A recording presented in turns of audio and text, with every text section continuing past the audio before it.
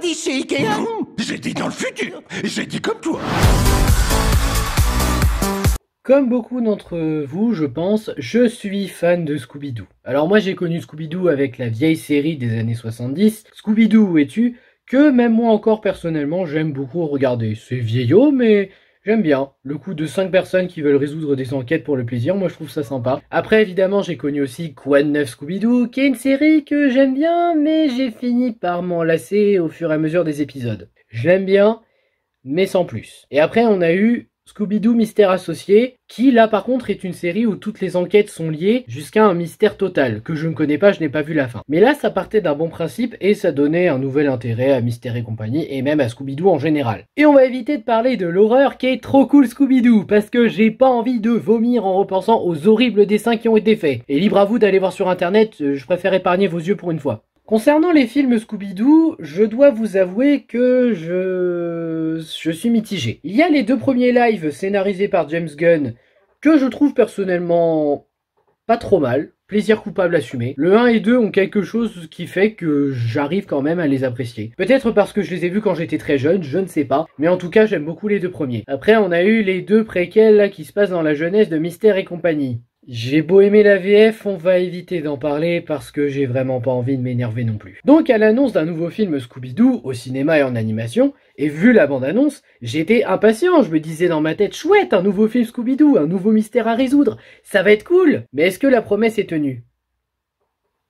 Eh bien, on va voir ça ensemble. D'abord, quelle est l'histoire ? Blue Falcon est en quête de retrouver Satanas afin de l'empêcher d'accomplir son objectif d'ouvrir la porte des enfers. Pour cela, il a besoin de l'aide de Sammy et de Scooby-Doo. En gros, c'est l'histoire. Et non, je ne me suis pas trompé de synopsis, parce que, comme moi, si vous voyez le film, vous verrez que l'histoire, c'est ça en fait. Donc, est-ce que le film vaut la peine ? Non.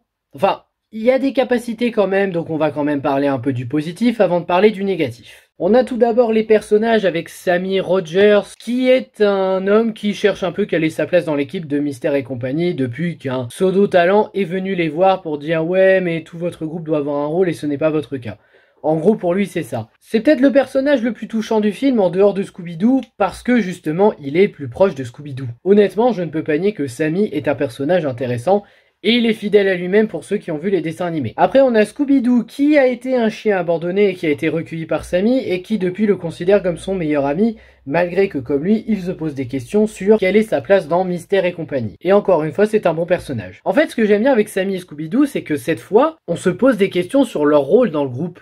Chose qu'on ne s'était jamais demandé avant, on se disait ouais Fred il fait les pièges et il a un peu les muscles, Daphné c'est la douceur et elle a quelques astuces intéressantes pour reconnaître 2-3 trucs, et Vera c'est le cerveau. Mais c'est vrai que dans le cas de Sammy et Scooby, on ne s'est jamais posé la question du mais attends, mais Sammy et Scooby dans le groupe, ils sont qui en fait? C'est quoi leur rôle? Et ça, le film essaye en partie de nous le montrer. Et ça, c'est une belle tentative pas mal à saluer. Bon, concernant Fred, Vera et Daphné, je vais être rapide. Fred, c'est le gros bras du groupe qui fait de son mieux pour aider. Vera, c'est l'intelligence sans qui Mystère et compagnie n'irait pas loin.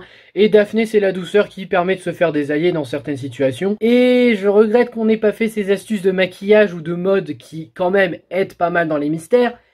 Mais honnêtement, c'est quand même pas mal. D'ailleurs, personnage, je dis le positif, pas le négatif, je précise. Ensuite, on a Dynamite, j'avoue que je sais plus comment on le dit en VF. Moi, c'est Dynamite, il me semble. C'est un chien robot, fidèle compagnon de Blue Falcon, qui l'accompagne dans toutes ses aventures, et c'est un cerveau qui se donne à fond dans les aventures. Honnêtement, j'aime bien ce chien robot, mais c'est peut-être parce que je l'ai vu dans le laboratoire de Dexter avant, c'est peut-être pour ça. Sinon c'est un chien intelligent qui sait se faire comprendre, et évitez de le sous-estimer parce qu'il est plus fort qu'il en a l'air. On a aussi Lily Sky, la pilote du vaisseau de Blue Falcon. Alors certains vont me dire pourquoi il y a une pilote ailleurs qu'il y a Dynamite.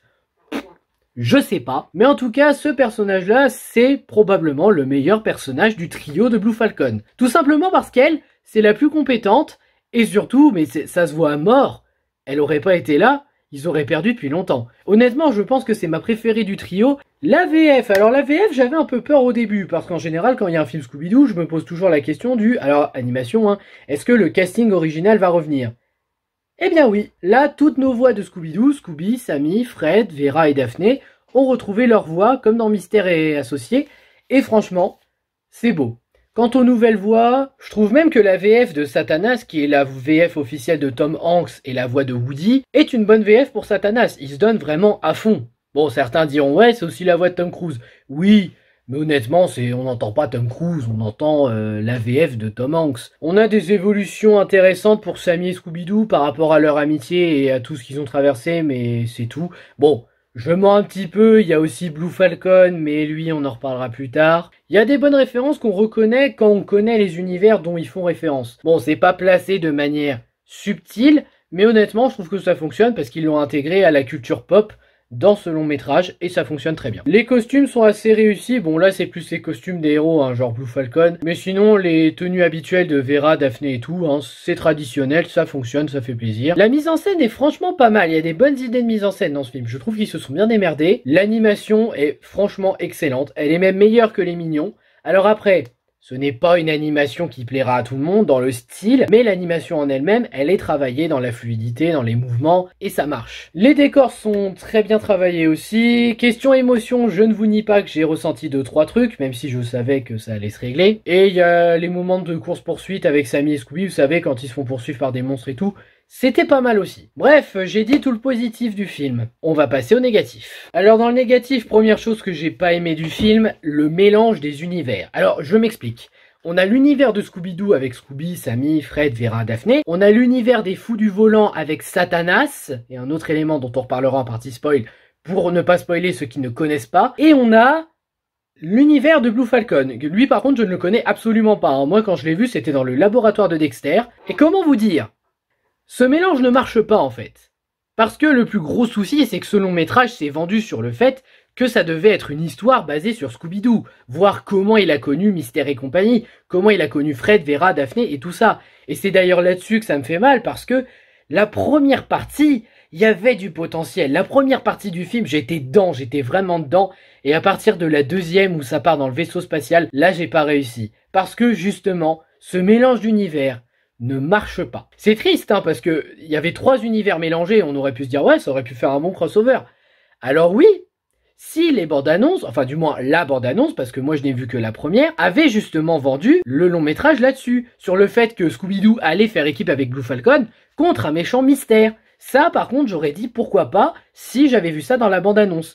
Mais le problème c'est que non. Enfin bref, le mélange des univers ne marche pas. En plus d'apporter un autre problème, Satanas. Satanas, à la base, c'est un méchant des fous du volant qui passe son temps à tricher pour tenter de gagner la course alors qu'il n'y arrive jamais. Ses tentatives de triche retombent sur lui. Un peu comme Coyote quand il installe un piège pour attraper Mip Mip, ou Bip Bip. Et bah Satanas, c'est un peu ça dans les fous du volant. C'est un peu le comic relief méchant qu'on adore se voir faire battre. Qu'on adore se voir faire prendre ses pièges en pleine face tellement c'est un gros tricheur.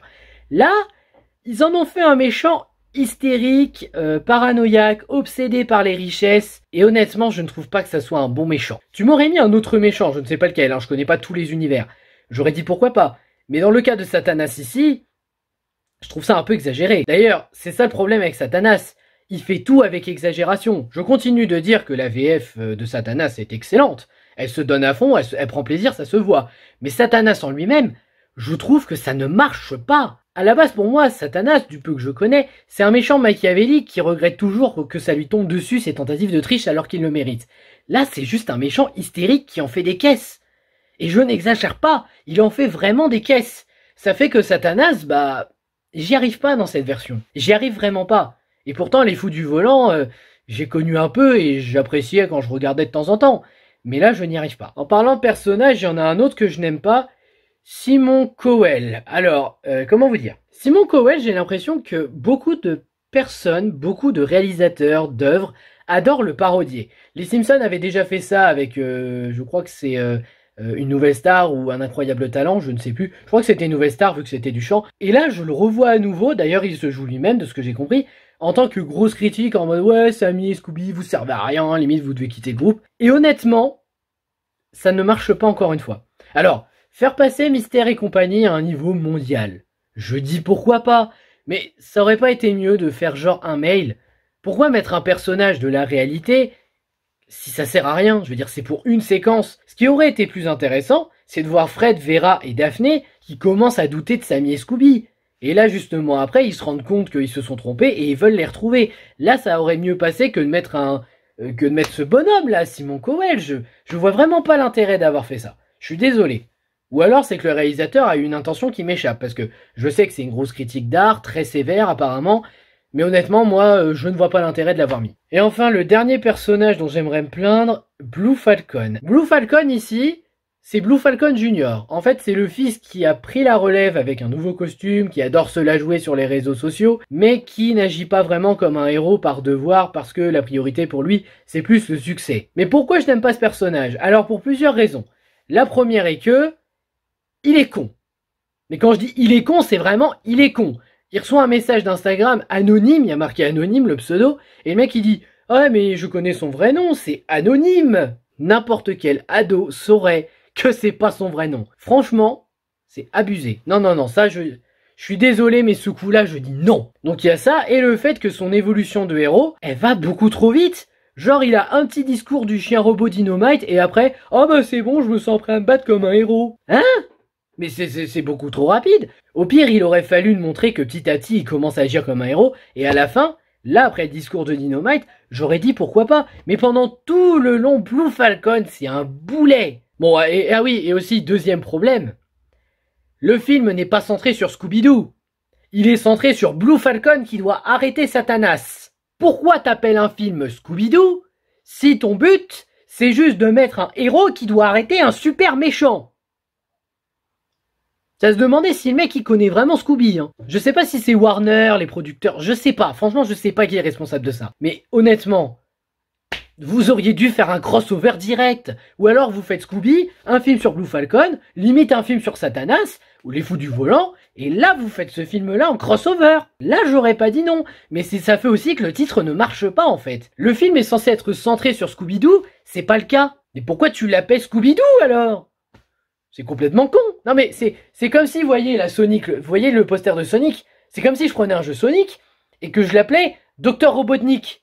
Alors qu'on est avec Sonic pendant tout le long, ça serait complètement con. On est d'accord. Et ben là c'est le même but avec Scooby. Je devrais peut-être essayer de me calmer, non? Ouais, on va essayer. Il y a des scènes un peu inutiles, l'humour est mitigé, parfois c'est drôle avec Sammy et Scooby, parfois c'est pas drôle même dans le côté cartoon, j'ai pas réussi à sourire ou à rire. Après là, je sais que c'est un film qui s'adresse avant tout aux tout petits, donc je pense que c'est moi qui bloque. Les musiques c'est pareil, je suis mitigé. Autant il y a des musiques que j'adore, celle de Sammy et Scooby quand ils se rencontrent la première fois, elle est superbe. Mais par contre, il y a d'autres musiques qui ne passent pas. C'est prévisible à certains moments. Moi franchement, quand j'ai vu la mise en scène et comment ça se passait, j'ai réussi à me dire ok, il va se passer ça, c'est même une évidence. Le combat dans l'arène, je l'ai trouvé inutile. C'était juste pour ajouter un personnage random que tout le monde aura oublié. Que même le film a oublié parce qu'on ne le revoit même pas à la fin. Et il y a des moments très débiles. Voilà. Là, j'ai fait le tour de la partie négative. Donc en partie spoil, je vais commencer par le prévisible. Alors pour ceux qui connaissent les fous du volant, comme moi, quand vous voyez Satanas et qui dit oui, Diabolo est mort, Diabolo c'est son chien, eh bien évidemment, moi je me suis demandé, mais comment les scénaristes ont pu faire mourir Diabolo? Je veux dire, c'est quand même son compagnon, jamais il l'aurait abandonné. Et en fait, Diabolo était enfermé aux enfers pendant tout ce temps. Le problème c'est que la mise en scène nous l'a montré comme si c'était une mort. Mais moi franchement, quand j'ai vu juste qu'il était aux enfers et que la caméra reculait seulement, je me suis dit dans ma tête, non mais il est vivant, hein. Je veux dire, Satanas, il va rentrer aux enfers, il va le trouver. Et ben voilà. Et je vous jure, j'essaye pas de deviner à tout prix. Je prends mon temps. J'essaye à chaque fois de me dire, n'essaye pas de deviner le scénario. Et ça ne marche pas. Voilà, bon concrètement, j'ai fait le tour de Scooby-Doo, hein, il n'y avait pas trop de choses à en dire. Mais vraiment, je suis déçu. Je dis pas que j'avais de grandes attentes, mais j'avais des attentes sur justement le fait que ça soit une origin story de Mystère et compagnie, une bonne origin story. Le problème, c'est que c'est pas une origin story, c'est un film sur Blue Falcon qui doit arrêter Satanas avec l'aide de Scooby-Doo. Donc je ne vois pas l'intérêt d'appeler le film Scooby-Doo si tout le centre du film, c'est Blue Falcon. Alors je sais qu'on voit plus Scooby-Doo que Blue Falcon à l'écran, mais honnêtement, on dirait un film Blue Falcon. On ne dirait pas un film Scooby-Doo. Sur ce, je vous remercie d'avoir regardé cet avis sur Scooby. N'hésitez pas à partager le vôtre, à commenter, à liker, à vous abonner. Et je vous dis à bientôt pour une prochaine vidéo. Ciao!